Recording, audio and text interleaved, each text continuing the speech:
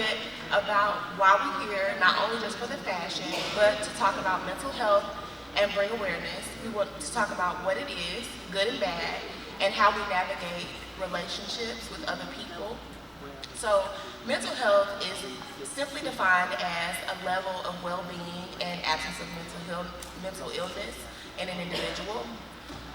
For some of us, good mental health looks like smiling every day, or that might be what we think it is, but on the inside, someone could really be dealing with something really serious, some type of trauma.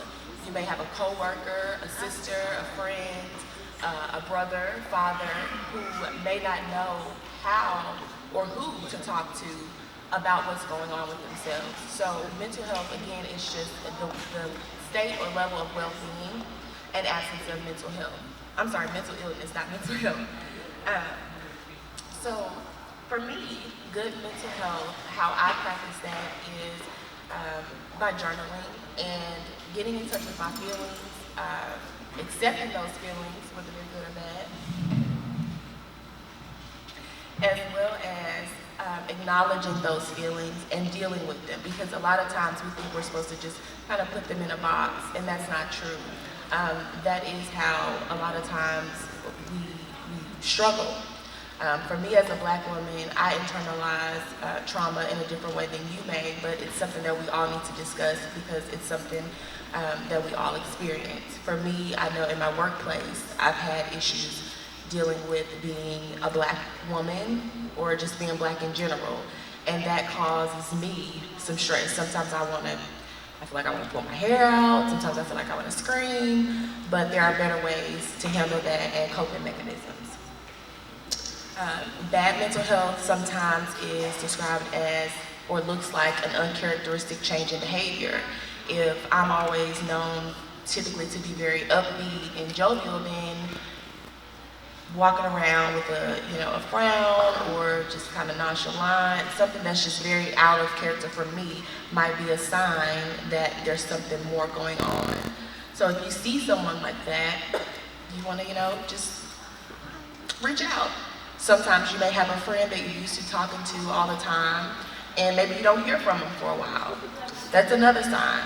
Sometimes you may feel like, well, why isn't my friend checking on me? But have you ever thought about maybe checking on them?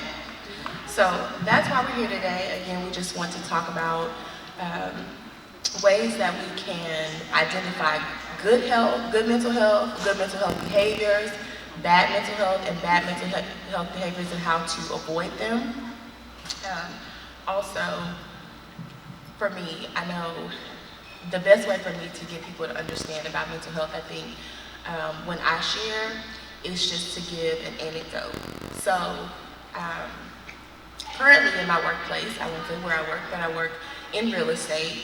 I have experienced people in leadership telling me that I'm aggressive. Are there any Black women in the crowd?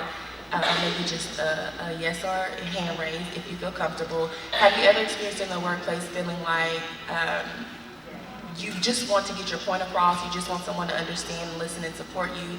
Have you ever been called aggressive or maybe combative, or what's another? Hostile, condescending.